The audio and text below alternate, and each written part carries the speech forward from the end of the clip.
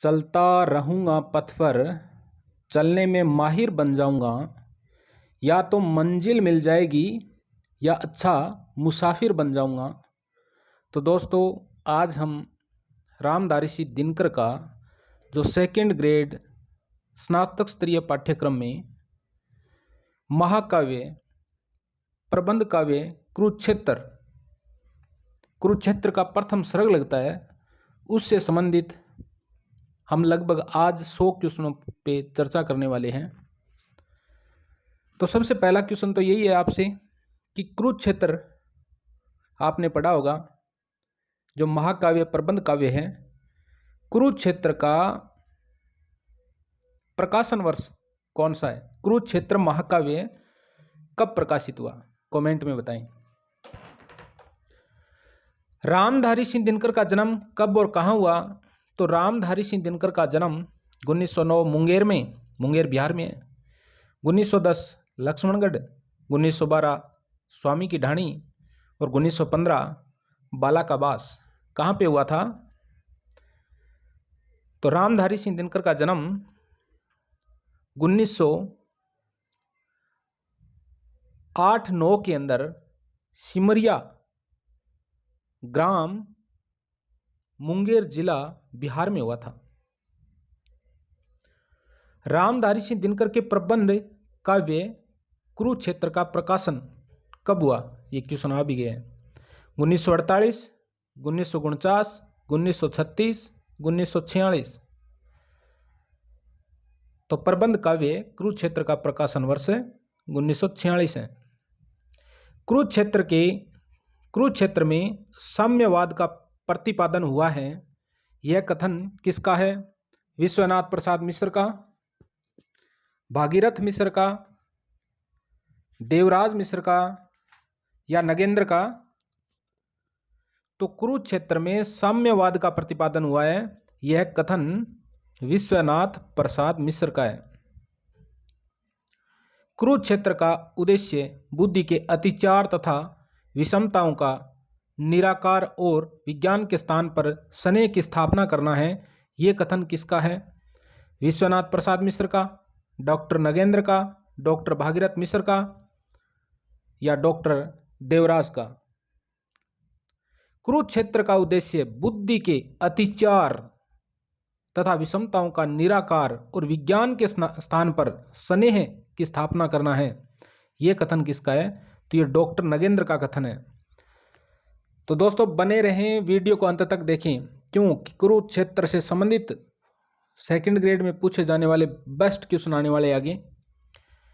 एक क्वेश्चन भी नहीं छोड़ेंगे आज कुरुक्षेत्र के प्रथम सर्ग से संबंधित। और इस वीडियो के तुरंत बाद आने वाला है लहरों के राजहंस पर लगभग 200 क्वेश्चनों का पार्ट। कुरुक्षेत्र में पार्थ किसे कहा गया है? अर्जुन को, कृष्ण को, सहदेव को, नकुल को? तो कुरुक्षेत्र में पार्थ किसे कहा गया है? तो पार्थ किसे कहा गया है? अर्जुन को। जब कुरुक्षेत्र के मैदान में कृष्ण और अर्जुन युद्ध के लिए खड़े हैं तो बार बार कृष्ण भगवान अर्जुन को किस नाम से पुकारते हैं? पार्थ के नाम से पुकारते हैं। महाभारत के युद्ध के बाद कौरवों का श्राद्ध करने हेतु कौन बचा था? कृष्ण, पांडव, भीष्म पितामह, धृतराष्ट्र? कौन बचा था? तो धृतराष्ट्र, अंधा धृतराष्ट्र ही बचा था। आ गए हम पार, तुम उस पार हो, यह कथन किसका है? आपने अच्छी तरीके से कुरुक्षेत्र को पढ़ा है तो आपको उत्तर भी याद आ गया होगा। भीष्म पितामह का, कौरवों का, कृष्ण का, पांडवों का? आ गए हम पार, तुम उस पार हो, यह कथन किसका है? तो यह कथन है, सोच लिया होगा आपने, कौरवों का है। रकत को छाने हुए इस राज्य को वज्र हो कैसे सकूंगा भोग में। रकत से छाने हुए इस राज्य को वज्र हो यानी पत्थर के समान हो कैसे सकूंगा भोग में, यह कथन किसका है? सुधिष्ठिर का, युधिष्ठिर का, अर्जुन का और युधिष्ठिर का? किसका कथन है ये? तो ये युधिष्ठिर का कथन है कि रकत से छाने हुए इस राज्य को वज्र हो कैसे सकूंगा भोग में। कुरुक्षेत्र विजय के पश्चात कौन विकल हुआ था? तो कुरुक्षेत्र विजय के पश्चात कौन विकल हुआ था? अर्जुन, भीम, कृष्ण, युधिष्ठिर। कौन विकल हुआ था? तो युधिष्ठिर विकल हुआ था। कुरुक्षेत्र में व्रत मुक्त कैसी किसे कहा गया है? कुरुक्षेत्र में व्रत मुक्ति कैसी किसे कहा गया है? गंधारी को, द्रौपदी को, उत्तरा को या कुंती को? तो व्रत मुक्त कैसी किसे कहा गया है? द्रौपदी को कहा गया है। द्रौपदी को व्रत मुक्त कैसी कहा गया है? कुरुक्षेत्र की भाषा है राजस्थानी, पंजाबी, गुजराती, खड़ी बोली। तो कुरुक्षेत्र की भाषा है खड़ी बोली हिंदी।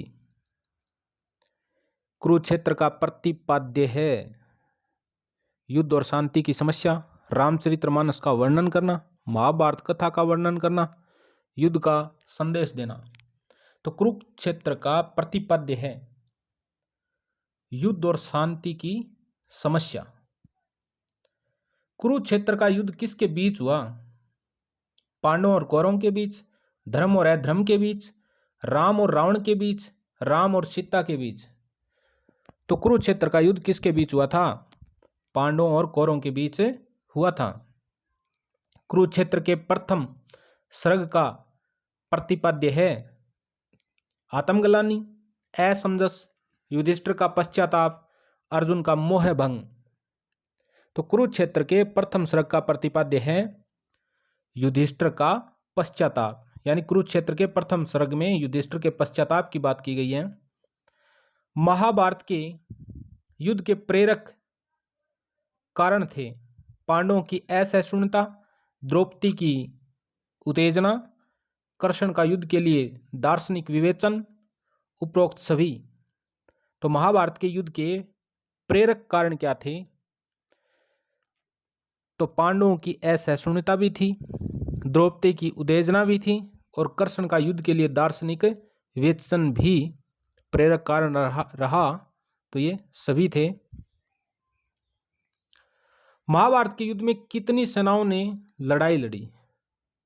तो महाभारत के युद्ध में कितनी सेनाओं ने लड़ाई लड़ी? 20 अक्षौहिणी सेनाओं ने, 12 अक्षौहिणी, 22 अक्षौहिणी सेनाओं ने, 18 अक्षौहिणी सेनाओं ने। तो कितने अक्षौहिणी सेनाओं ने लड़ाई लड़ी थी? 18 अक्षौहिणी सेनाओं ने लड़ाई लड़ी थी। किस युद्ध में? महाभारत के युद्ध में। और आप कमेंट में बताओगे कि महाभारत का युद्ध कितने दिन चला था। हर युद्ध के पहले मनुज है सोचता, हर युद्ध के पहले मनुज है सोचता। कवि के अनुसार युद्ध से पहले मनुज क्या सोचता है? क्या युद्ध आवश्यक है? क्या युद्ध होना चाहिए? युद्ध के बिना कोई विकल्प नहीं है? या उपरोक्त सभी? हर युद्ध के पहले मनुज है सोचता।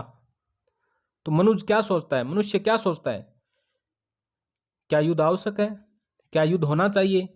युद्ध के बिना शांति का कोई और विकल्प ही नहीं है। ये सभी बातें मनुज सोचता है।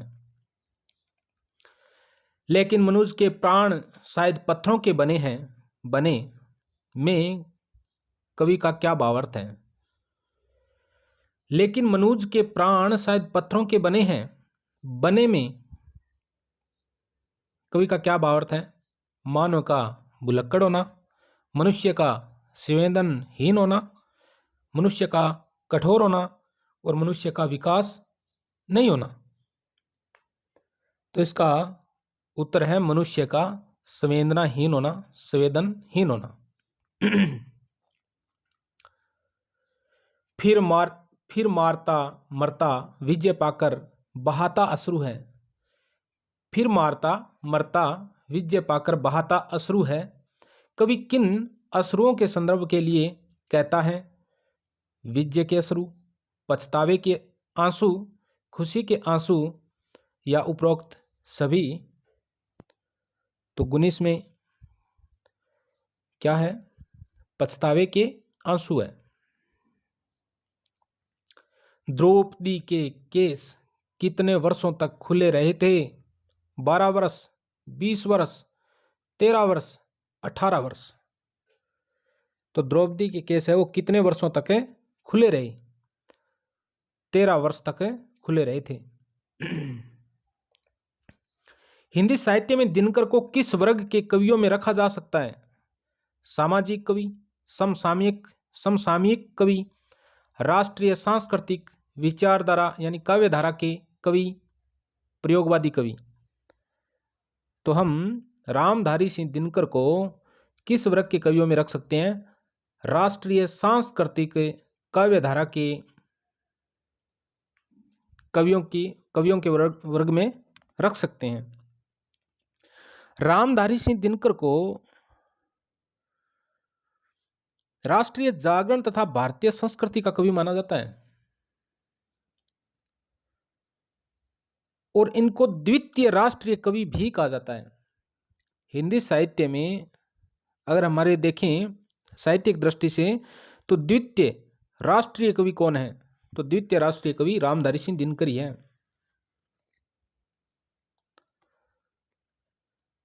कुरुक्षेत्र किस ग्रंथ से प्रभावित है? कुरुक्षेत्र किस ग्रंथ से प्रभावित है? रामायण से, महाभारत से, गीता से, भागवत से। तो किस ग्रंथ से प्रभावित है? महाभारत से। कटवा किशोरों को मगर आश्वस्त होकर सोचती गई बच लाज सारे देश की। कटवा किशोरों को मगर आश्वस्त होकर सोचती गई बची लाज सारे देश की पंक्ति का भावार्थ है नवयुवकों का ह्रास, कुटिल वृद्धजनों की स्वार्थपरता, शासक वर्ग की निरंकुशता या उपरोक्त सभी। तो इसमें कौन सा भाव है? कटवा किशोरों को मगर आश्वस्त होकर सोचती गई बची लाज सारे देश की पंक्ति का भावार्थ है नवयुवकों का ह्रास। उपरोक्त सभी नहीं है।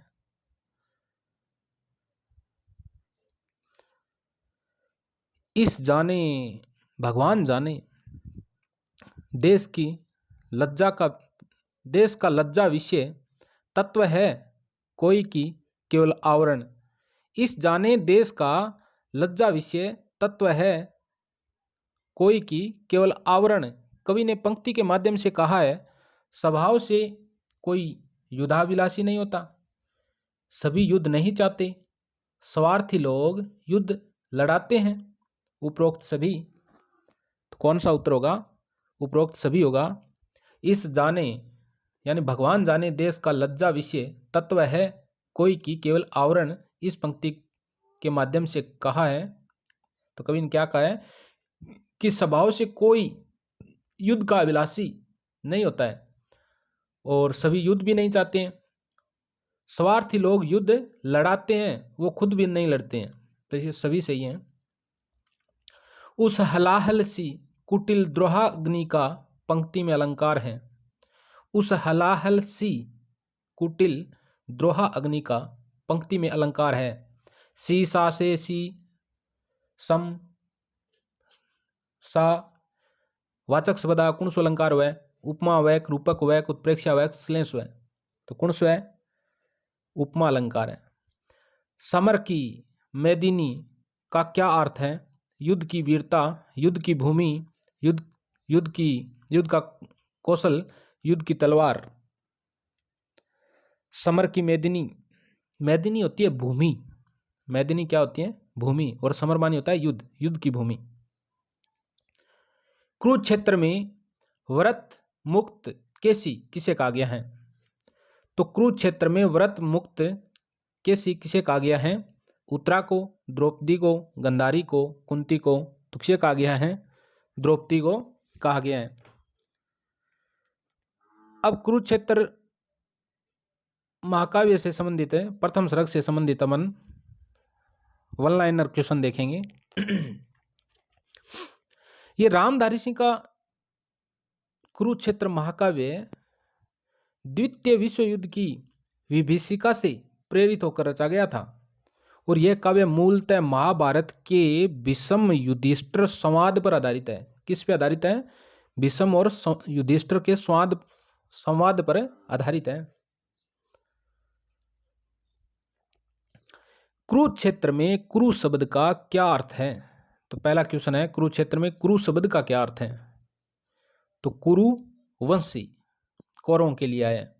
वह कौन रोता है वहां, इतिहास के अध्याय पर पंक्ति में वह शब्द किसके लिए आया है?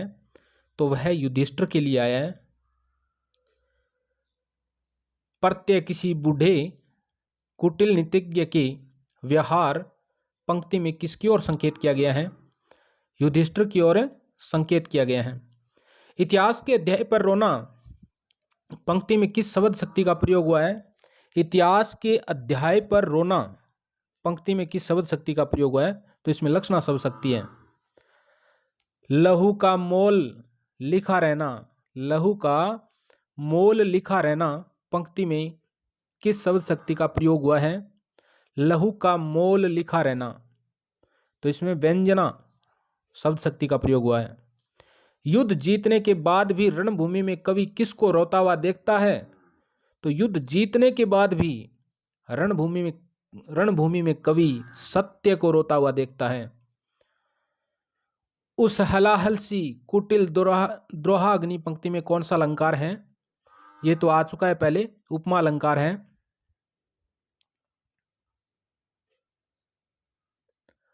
हर युद्ध के पहले द्विधा लड़ती उबलते क्रोध से पंक्ति में द्विधा क्या है?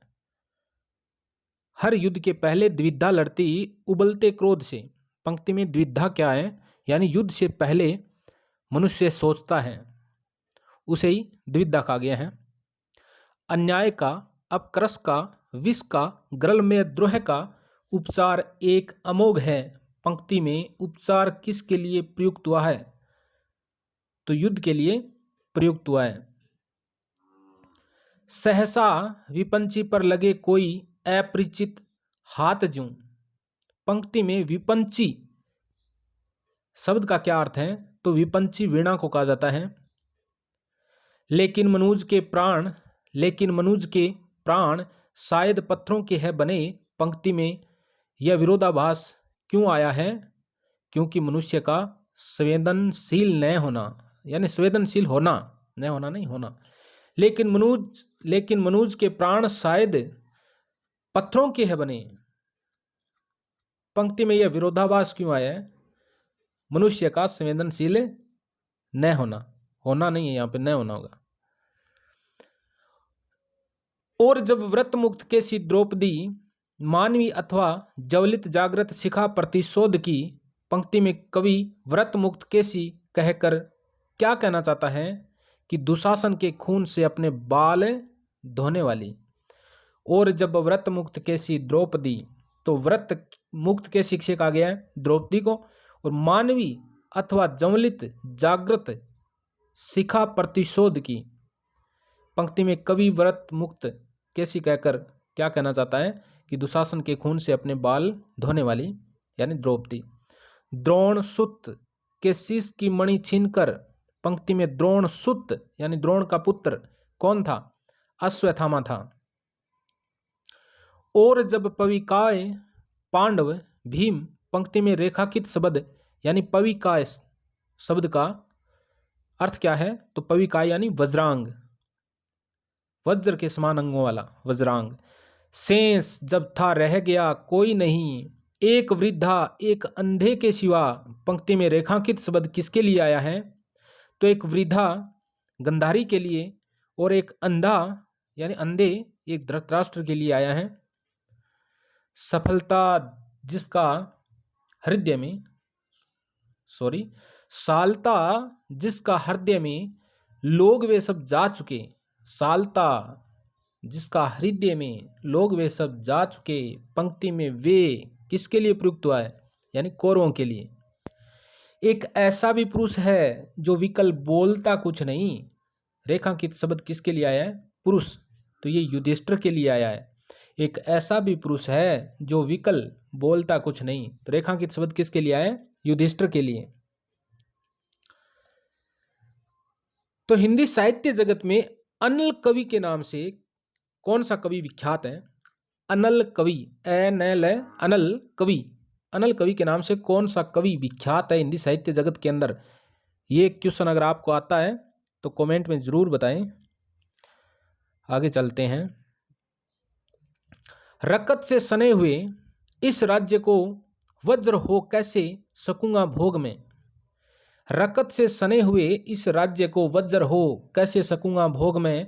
उस उक्त पंक्ति किसने कही? यह पंक्ति युधिष्ठिर ने कही थी।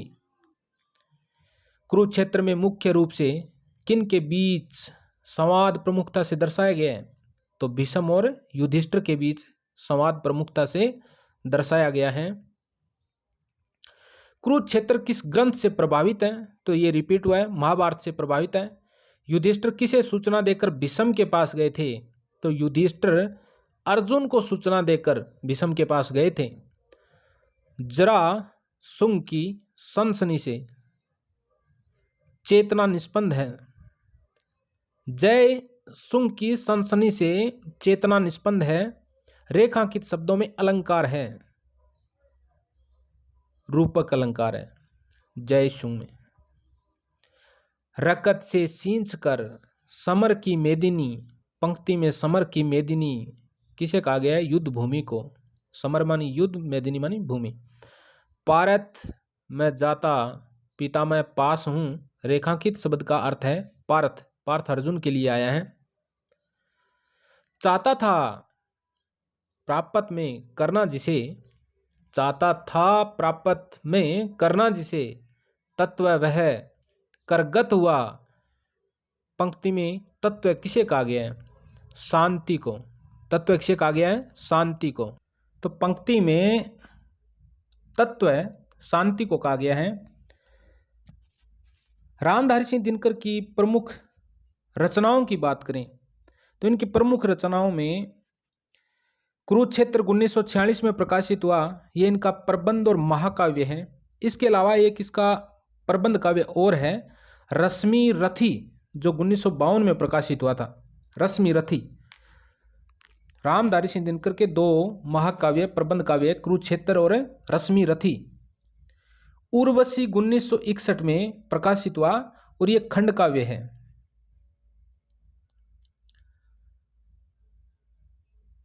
इसके अलावा आपको बताना है, अगर आपने ढंग से तैयारी की है तो रामधारी सिंह दिनकर को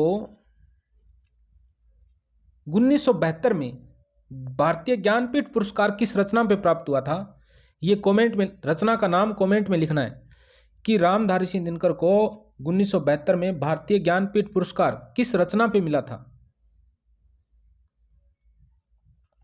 हम वहां पर है महाभारत जहां, पंक्ति में हम शब्द किसके लिए प्रयुक्त हुआ है? तो ये दुर्योधन के लिए हुआ है। 5 नन्हे बालकों के मूल्य सी, कैसी है? मूल्य सी। पंक्ति में रेखांकित शब्द किसके लिए प्रयुक्त हुआ है? तो ये द्रौपदी के लिए है। किसके लिए आया है? द्रौपदी के लिए। कुरुक्षेत्र कब प्रकाशित हुई? 1946 में। कब प्रकाशित हुई? नहीं, हुआ है। ये महाकाव्य है, प्रबंध काव्य है कुरुक्षेत्र, जो 1946 में प्रकाशित हुआ। कुरुक्षेत्र का काव्य स्वरूप कैसा है? तो ये प्रबंध काव्य है। और कुरुक्षेत्र के अलावा एक इसका और है प्रबंध काव्य, वो कौन सा है? अभी बताया था मैंने आपको, याद करो। रश्मि रथी 1952 में प्रकाशित हुआ था। कुरुक्षेत्र में कुल कितने सर्ग हैं? तो कुरुक्षेत्र में कुल 7 सर्ग हैं। कुरुक्षेत्र में कुल कितने सर्ग हैं? 7 सर्ग हैं। डॉक्टर नगेंद्र के अनुसार कुरुक्षेत्र का क्या उद्देश्य है? डॉक्टर नगेंद्र के अनुसार कुरुक्षेत्र का क्या उद्देश्य है? कुरुक्षेत्र का प्रतिपाद्य बुद्धि के अतिचार तथा विषमताओं का निराकार और विज्ञान के स्थान पर स्नेह की स्थापना करना है।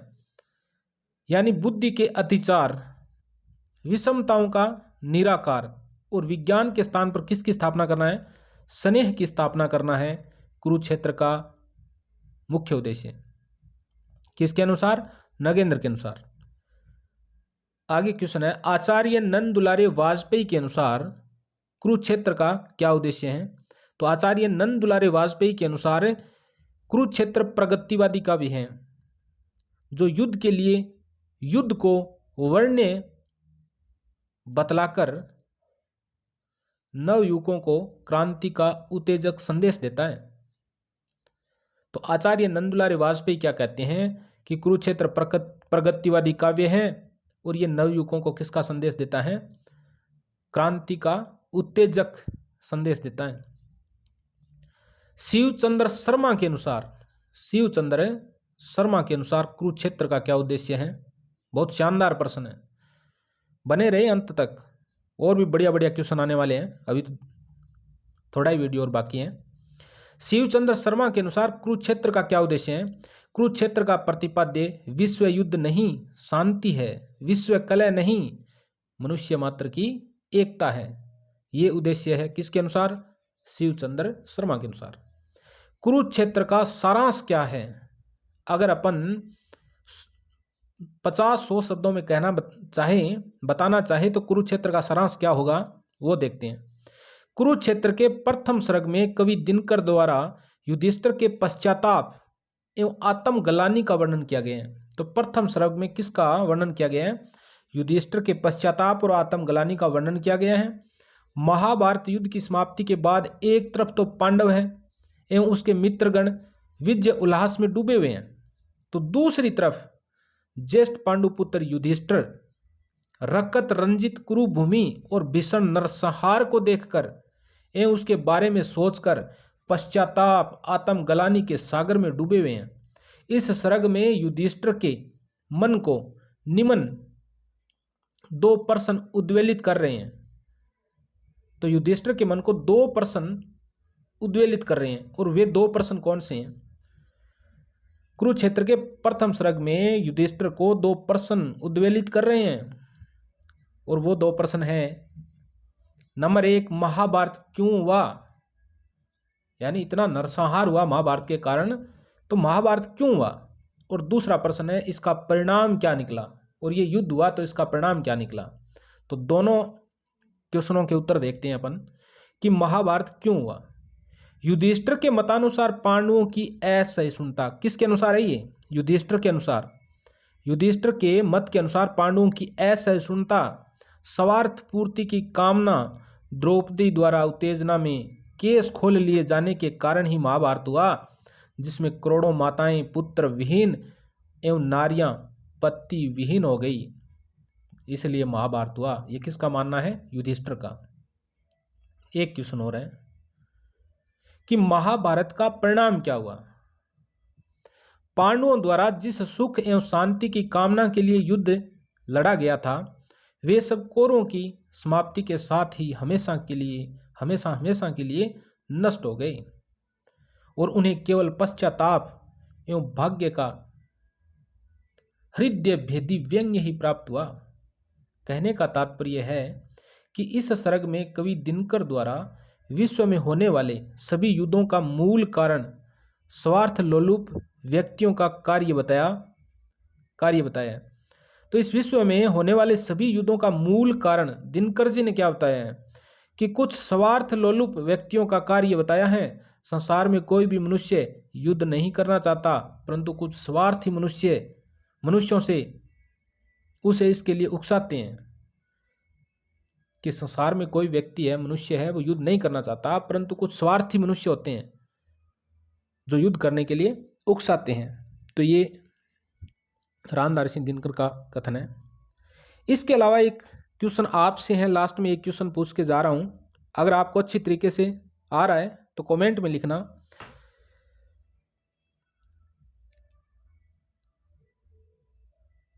कि संस्कृति के 4 अध्याय पर डॉक्टर रामधारी सिंह दिनकर को हिंदी साहित्य अकादमी पुरस्कार प्राप्त हुआ, वो कौन से सन में प्राप्त हुआ था? रामधारी सिंह दिनकर को हिंदी साहित्य अकादमी पुरस्कार जो संस्कृति के 4 अध्याय रचना पर प्राप्त हुआ वो कौन से सन में मिला? और इसके अलावा आपसे एक क्वेश्चन पूछा गया था कि हिंदी साहित्य जगत में अनल कवि के नाम से कौन सा कवि विख्यात है? यह भी कमेंट में बताना है आपको। और एक क्वेश्चन और है, अगर आपकी तैयारी बढ़िया है तो जवाब देते जाना, कि द्वितीय राष्ट्र कवि डॉक्टर रामधारी सिंह दिनकर है तो भारत का प्रथम राष्ट्र कवि कौन है? राष्ट्र के नाम पर लिखते जाना कि प्रथम राष्ट्र कवि कौन है। तो आज दोस्तों इतना ही करेंगे हम, और इसके आगे पार्ट आने वाला है लहरों के राजहंस से संबंधित कम से कम 200 क्वेश्चनों की सीरीज है। 2 पार्ट होंगे, एक पार्ट कल डालेंगे और उसके बाद में चिंतामणि से संबंधित ऑब्जेक्टिव क्वेश्चन लेके आएंगे जल्द ही। वीडियो को लाइक शेयर सब्सक्राइब करें और बने रहें। ओके।